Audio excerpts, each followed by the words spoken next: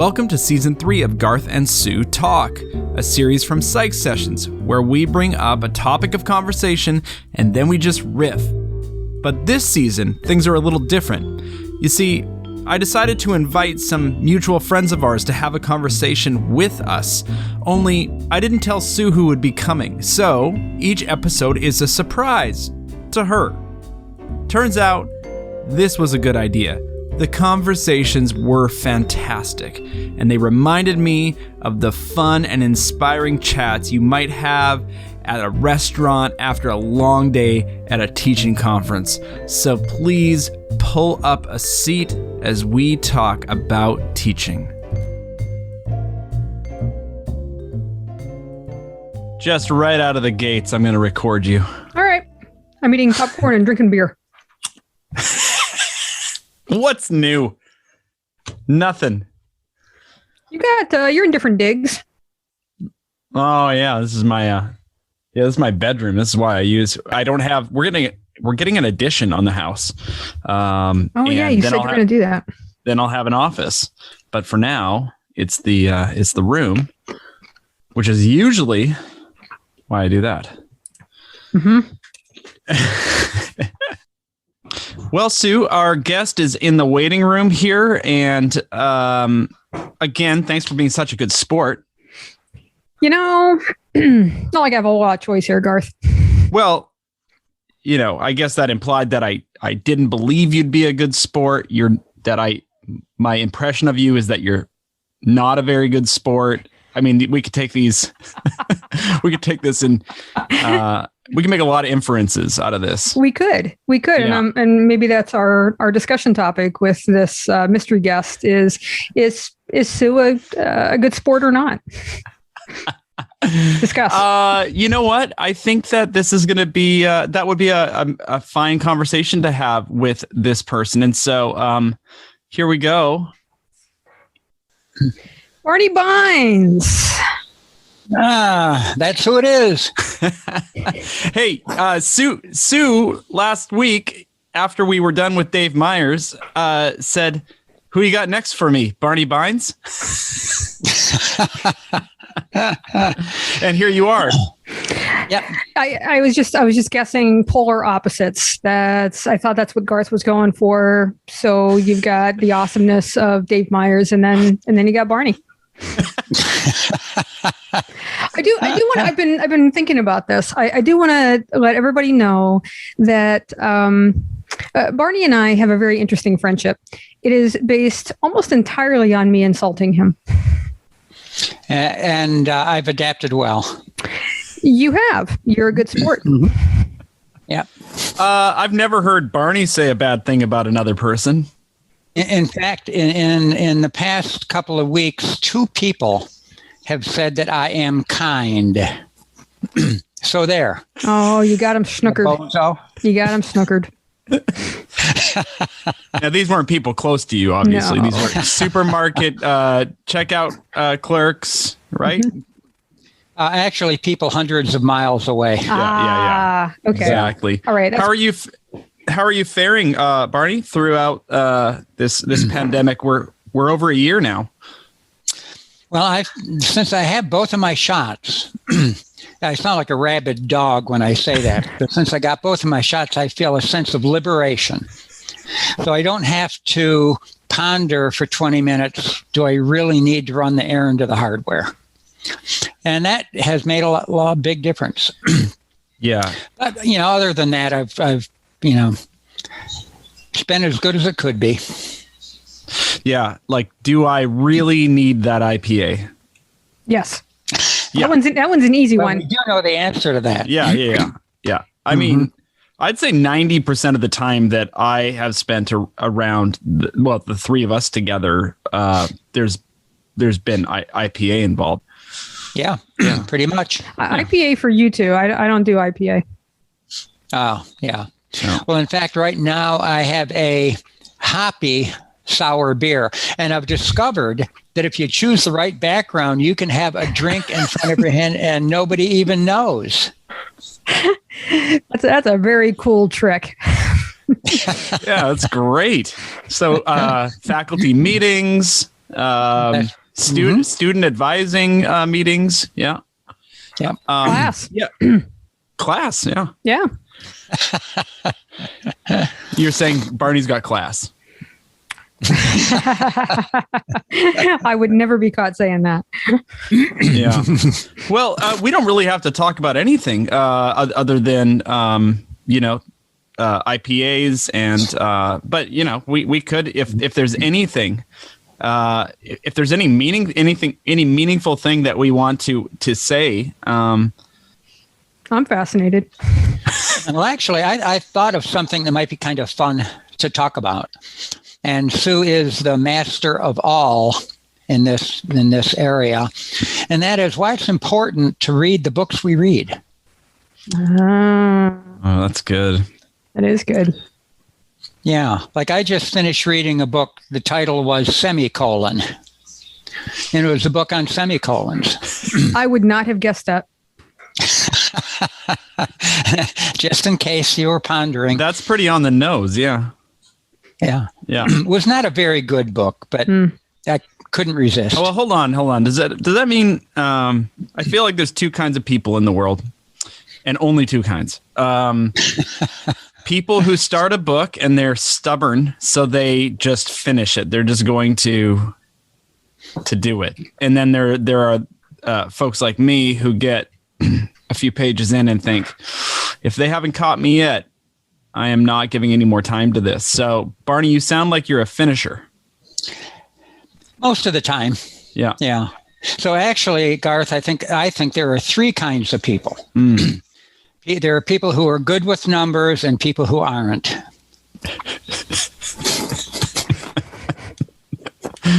Hold on. I will insert the ching right here. Yeah. Make a note. Sue, I'm looking at your face while we're having this conversation. I think that you are you'll set a book down when it's not connecting with you. It depends. So Nancy Pearl, librarian extraordinaire from Seattle, her guideline is you take 100 pages and subtract your age. That's how many pages you should read before you give up on the book. So if you're 94, you only have to read the book 6 pages before you can toss it aside. If you're 10, you got to go 90 pages. I don't know how much. So it's going to be soon then that I'm going to have to put down the book before I even begin. Yeah. Yeah. Okay. Yeah. Plan on that. It's like pre-preface. For me, there are some books, if I get insulted in the first 10 pages, then I generally will put it down. And there's a book I was really looking forward to reading, and the tone of where the author was coming from was just, I don't know. It was really snarky, and I wasn't in the mood for snark. I was in the mood for an informational kind of book. I actually gave him like 3 snarks before I said, okay, that's it. So 3 snarks in 12 pages. And like, no, this book isn't for me. Now, snark is a sound? Snark. Oh boy. How to define snark. You have an example, Barney. It's more a reaction than a sound. Yeah. But that doesn't help. No. I'll listen for snark, Garth, and I will let you know, because I can be snarky. Yeah. Which sounds really funny because we haven't defined it. So you can use your imagination as to what that might be. Just like, okay, in what ways does Sue exist? Well, one is a snarky way. Yeah. Well, since Barney's here, I imagine snark will come up. I mean, I don't know what it is, but I'm guessing that it'll bring up snark in you at some point. Barney does have that ability. So there are some books where, and a colleague of mine who is a writer pointed this out, that a lot of books start off really well because that's what they've written to get the publishing contract. And then things go along fine for a while, and then they're under deadline, and the last few chapters feel like they could have used a little more attention. It's not unusual for me to get to the last 3 chapters or so and just start skimming. Like, yeah, this should have been edited a little better. And oh yeah, they were under deadline. Yeah, that was true for the Semicolon book. The first couple of chapters were pretty interesting. And then she just sort of went on flights of fancy, and I wind up just sort of breezing through it. But the part about the punctuation wars and the grammar wars was pretty cool. And the fact that there were some murder trials where the presence of a semicolon actually meant that one person was executed and his co-defendant wasn't. Ooh. And, that's always kind of an interesting thing to put yourself in. Yeah. So I'm not Barney, sure. Well, is it more interesting for the one who was not executed, or it depends on which side of the semicolon you're on. I think so. Yeah. How do you get turned on to a book like this, Barney? Well, Agatha, my daughter, sent me either a text or an email about an article in the Washington Post. It was on grammar or something, and it referenced the semicolon as a book. So I said, I got to have that. So the library had it, and I got it. So is this a history of the semicolon? Is that what the book is? Not really. Basically, it's an extended set of essays about how people find trivial things to argue about. And, there are these people who wrote books on grammar and the best way to use English, and basically made enemies based on what they said. So it was that kind of thing. And, so it was a matter of how people deal with language more than the pure history of the semicolon. There are two kinds of people: descriptivists and proscriptivists. That's right. And that's where a lot of the argument comes from. Yep. Mm-hmm. So the descriptivists are the ones who say, we're just here to describe language. And anybody who works on a dictionary will say that we're not telling people, we're not prescribing how people are supposed to use language. We're just describing how people actually use language. But some people get really upset about that and say, no, there's a right way and there is a wrong way, and you should do it this way. This is the right way. This is my way. Yeah, although I would say hopping mad rather than upset. Yeah, that's true. Yeah. You mentioned that about people who do dictionaries, and I have this great book, and I'm looking over my bookshelf by this woman who used to work for Merriam-Webster. And, basically how you define a word and what gets included, and it just really is fascinating. I agree. Sue, have you read it? I have. Corey Stamper, right? That sounds right, yeah. Yeah. Mm-hmm. Yeah, I really enjoyed that. It's really an insider's look on how dictionaries get made. And yeah, I've read several books on dictionaries, which makes me sound way less interesting than what I actually am.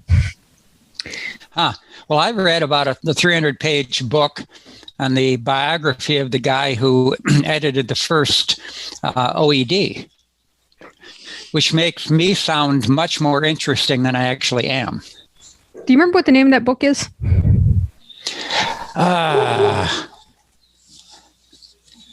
No, and it's not on the shelf next to me, but I can try to track it down. It was really fascinating. I've read a few memoirs and a few biographies of people who have been involved in dictionaries. And one of the first ones I read was The Madman and... Oh, The Professor and the Madman. Yeah. That was pretty cool. Although the idea of getting branded as a deserter by having somebody literally take a brand with ashes and brand the letter D on your head to indicate you're a deserter, that sounds like it probably sounds more fun than it actually is. It probably does. Yeah. Yeah. So you both, I mean, you talk about books a lot when we're together. How have you found the time? Because I mean, some would say that by nature of the jobs that you and the careers that you chose, that you do a lot of reading, and that as a part of your job. And how do you fit more personal reading into something that is like all that you're doing already a lot? And can you find it fresh? Is it fresh all the time for you? Well, first off, neither Barney nor myself have actual friends. So that certainly frees up time for reading. I guess, yeah, it's a time thing, right? But it's also a like a tired thing. Oh, tired thing. Yeah, I have not. I'm at the point in this pandemic, now that we have come 1 year full around, that my brain can't do it. I've been working on one of the World War II trilogy books, the second one, The War in Sicily. And normally something like that would just draw me in, and I'd be right there with Patton the entire way. And I'm like, yeah, no, I'm going to just stare at the ceiling. Yeah, you know, it's kind of interesting. The really good books, like I just finished, I think it was The Splendid and the Vile. Yeah. It was about Winston Churchill during the Second World War. Books like that take energy to read. On the other hand, you know, the trashy spy novels, those a lot of times are what I read at night. But in normal times, when I come home, I'm home. I'm not at work. And it's always been the case that I come home and make dinner. Chopping vegetables is sort of the gateway to being home. And so at that point, I can read whatever I want, which is not psychology school books. And I preserve evenings for making myself more liberally educated. Yeah. Like I know, Sue, two books that I have zero doubt that you loved were Sister Bernadette's Barking Dog, a book on the history of diagramming sentences, and Script and Scribble, which is a book on the history of handwriting. Well, I certainly, I'm trying to remember if I actually got around to reading them. I know that you've recommended them to me for years, and you know, I haven't had a whole lot of luck with your recommendations, so I just listen. So everyone should know that I don't know if everyone should know this, but I'm going to tell you anyway. Everyone should know this, that there are two kinds of people in the world. There are two kinds of people, over and under. Yep. That Barney and I agree on a lot. We agree oftentimes on these interesting, what we think of as interesting books. And I absolutely agree. Splendid and the Vile is absolutely fascinating. But the one that Barney and I completely disagree on is The Pencil. Not the actual pencil, but the book called The Pencil. And Barney is reaching for it right now. Yep. It's like a beer. I can't see your I'm drink holding up or a the book or the book. Yeah. Called The Pencil by Henry Petrosky, and I'm holding up a page of it which you can't see. Well, that's why Sue didn't enjoy it. Copy. Oh, okay. And it is endlessly fascinating. For example, do you know how they get the lead into the pencil? Well, first off, it's not lead. First off, it's not lead. Yeah, so you can eat it and you won't lose cortical neurons. Well, that's good. Is I've always figured that the wood is some sort of tube that they slide it into. That's where you're wrong.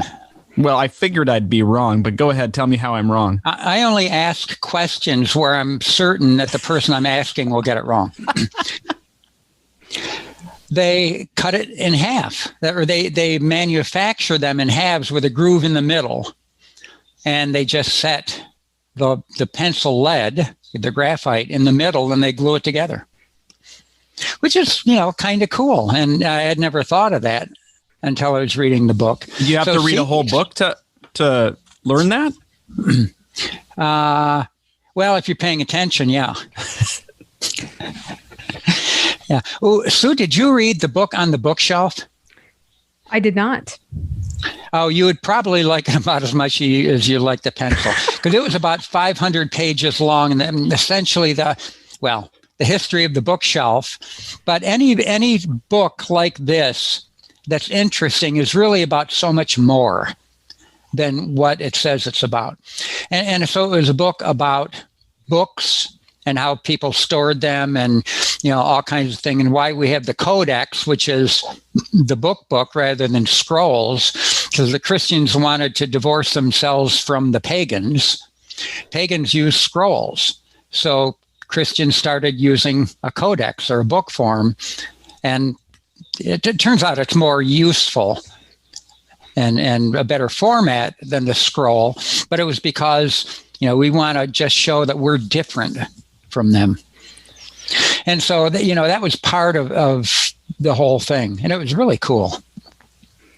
I know vinyl has come back, and I was just reading today that cassettes are coming back.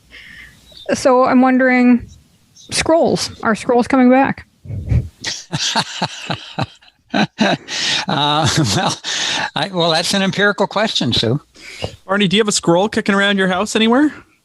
There is a noticeable absence of scrolls anywhere around here. It's one that must be remedied. I wonder where does one get scrolls? Can you order scrolls from Amazon? Certainly, right? I don't know, JuliusCaesar.com. They would probably have plenty there. Sue, what's the problem with the pencil? Did you actually give it a shot? I did, and I think I got as far as I remember learning that the pencil is cut in half, but that just might be Barney saying that same thing over and over and over again, and it's drilled into my head, and I've created this memory of having actually read it in the book. But I don't know that I made it through the first chapter of the pencil. It's a very detailed look at the pencil, which is what Barney really enjoyed about it. And for me, it was too detailed. And I think when I said that, I think Barney lost just a little bit of respect for me. Except I'm too kind to agree. You were too kind. Barney, you were talking about how these books on the surface they sound like they're about this one thing that might be a boring thing to some of us, but then there's so much more to it. And I realize that this is.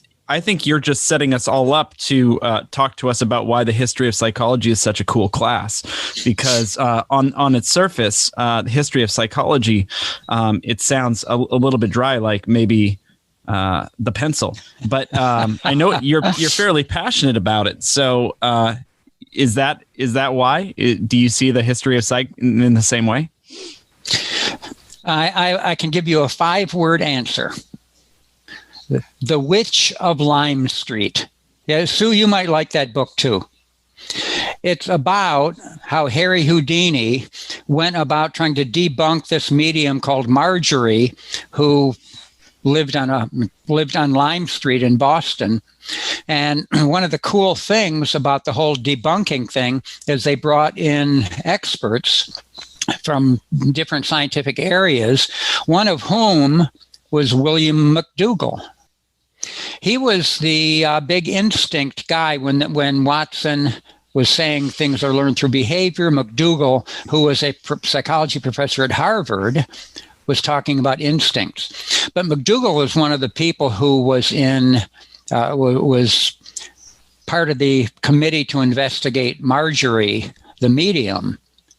And it was a whole book about what Harry Houdini did to debunk her, and he did. And so that's the kind of thing that I think can sort of maybe bring a little bit more color to a history course, which I think is colorful enough to begin with. But, the books I read a lot of times have a tie-in that you wouldn't expect, that sort of gives a different flavor than just reciting a list of dates, which I never do. Well, that's interesting, because both of you, because you read so much, and whether it's books or Sue, I know that you're always reading the Times or whatever it is. Being an avid reader really does do that for you, right? You bring in this content, you can't help but bring it into your courses, right? Yeah. Mm-hmm.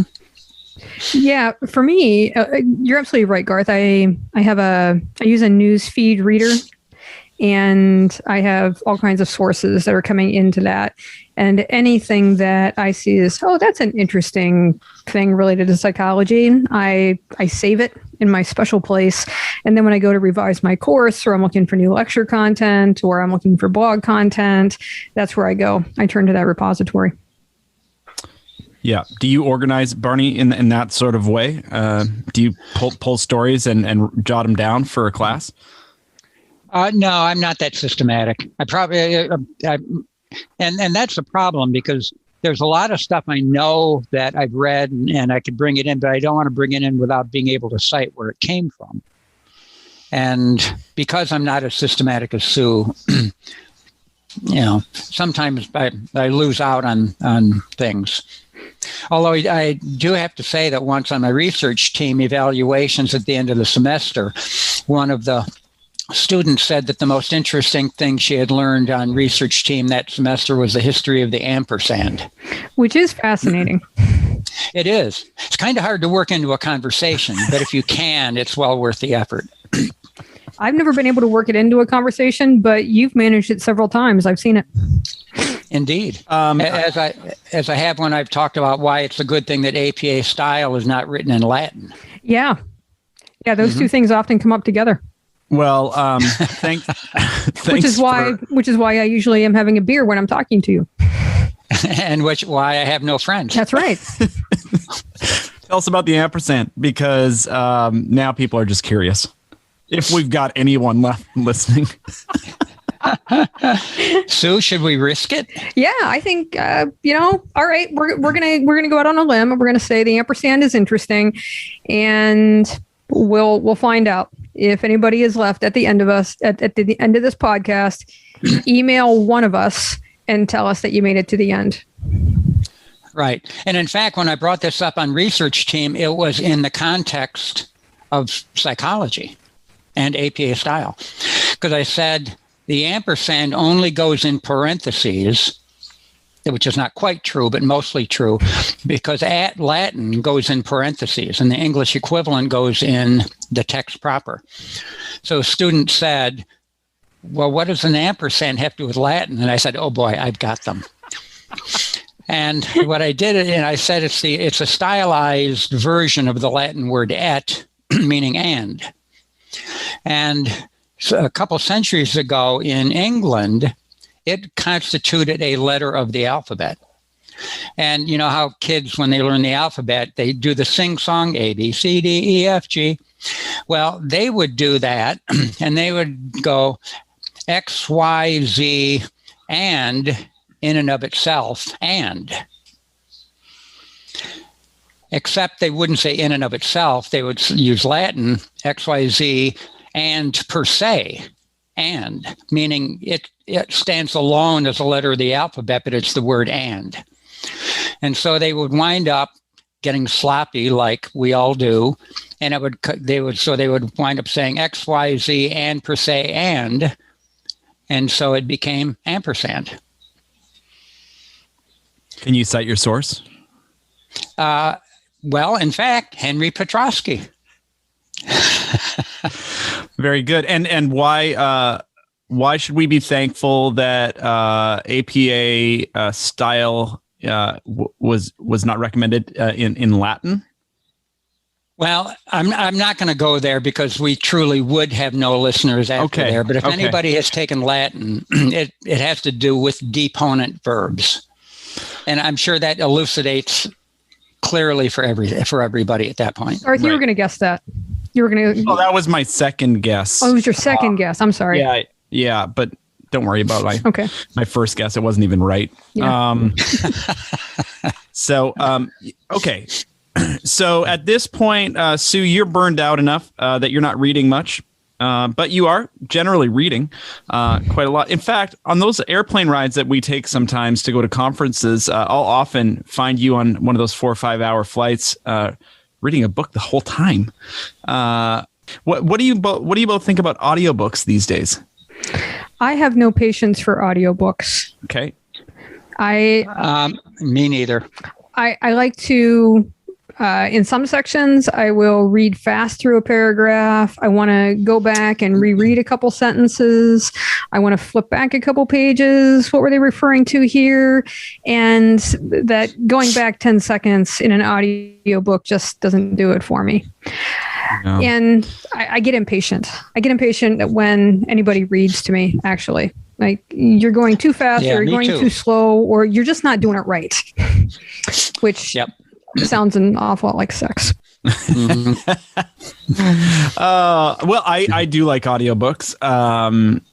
I like that I can listen to them on Marianne Lloyd and I have had this conversation a number of times, listening to podcasts and audiobooks on, 1.5 times or 1.75 times speed. But then again, if I'm doing anything else at that speed, I have to, it depends on the content of the book, or if I can keep up.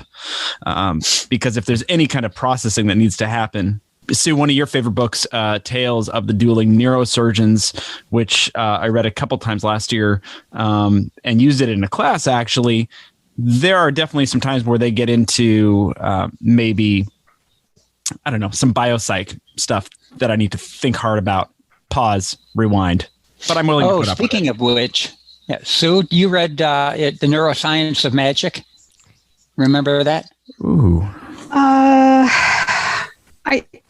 I don't think I read Neuroscience of Magic. I think I read the Star Wars or the Star Trek book on psychology. Nah. Not the same thing. This is really cool in Neuroscience of Magic. It's written by this neuroscientist, husband and wife team who trained to become magicians and ultimately wound up writing a book on the neuroscience of magic, and it's absolutely fascinating. Is that a book? I started using popular books in some of my courses, my biopsych course. Is that a book that would work for a course like that?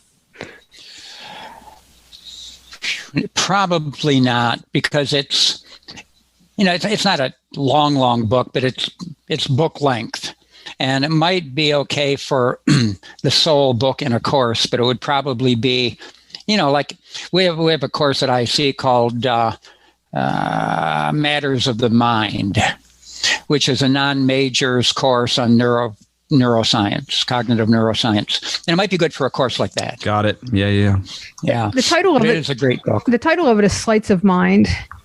And the subtitle is What the Neuroscience of Magic Reveals About Our Everyday Deceptions. Thank you. You're welcome. It was on my reading list, and I think I have a copy of it in my campus office, which I haven't been to in a year. Yeah. I highly recommend it. It's absolutely fascinating. Well, Barney, we don't want to keep you too long, but tell us what's going on in your world. What does post-pandemic look like at Ithaca College and for your teaching load, and what are your plans here? Well, basically to keep on keeping on, although I'm only teaching one semester a year now. And so I get to teach, like this semester, 2 sections of research methods, which, even though it's online, is going great. Students are so engaged. And history of psych, and I have no idea how that's going, but I'm enjoying myself. And then Ken Keith and I have a prospectus in with Chris Cardone at Macmillan for a book on the history of psych. Awesome. Like a textbook? Yeah. Okay. Yeah. So, I'm looking forward to, continuing to do what I do, because I'm not tired of it. And I really like working with the students, and, why should I quit? Although I will be retiring in a few years. And is this your presidential year for EPA right now? Yeah. Okay. I gave my presidential address last Friday afternoon. Nope, Saturday. Yeah. What was your topic? The topic was on critical thinking, and they're centered around how do we know what we know. And, one of the questions I use to try to stimulate the research method students, like, what is a fact? Mm-hmm. And a fact is not something that's true or demonstrated by science. It's something that people believe. And many of the facts we believe do match with objective reality, but sometimes they don't. And when they don't, we have to learn to change our minds. And so basically that was the message, is that, how do you know what you know, and what would constitute adequate evidence to make you change your mind? Not too long ago, I read an article where the author of, it was a popular press article, a blog post, I don't remember now the source, but the author was talking about giving a presentation. Danny Kahneman is in the audience. Afterwards, Danny Kahneman comes up to him and says, in a very pleased tone, and Danny says, "I was wrong." And the guy was like, "Oh," and was really thrown by how excited Kahneman was to be wrong. And afterwards, he had a chance to talk some more with Kahneman about it.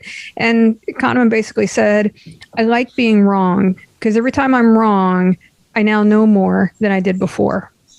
And he went on to say that if we're going to overcome our biases, we have to acknowledge when we are wrong. And he essentially said, "I choose to celebrate it." Yeah. Yeah. And in my case, my life has been a lifelong celebration, because I'm wrong a lot. You are. That is true. Yeah. Mm-hmm. And we'll leave it there. That was a really great post, Sue. And I really liked what you were trying to do there, which is what you're trying to do, Barney, it sounds like in your talk, which is help people and urge people to reconsider long-held beliefs in terms of, now, would you say in response to evidence, or in response to new information, or why should people change the way that they're thinking, or these facts they believe? Well, it goes back in part to Charles Sanders Peirce's idea of how do ideas get fixed in our brain. They stay there through tenacity. I'm not going to change my mind. Or authority. Somebody who knows, an expert tells me. Experts can be wrong. Or the a priori method, through logic. But if you make bad assumptions, your conclusions will be wrong. And then ultimately, the empirical approach. You go out and you get the information. And based on good information, and of course it's complicated, you may need to change your mind and celebrate. Yeah, good. Barney, it's great to see you. And thanks for doing this for us. Oh, this was fun. And, I hope that some people do listen to it, and listen to it most of the way through.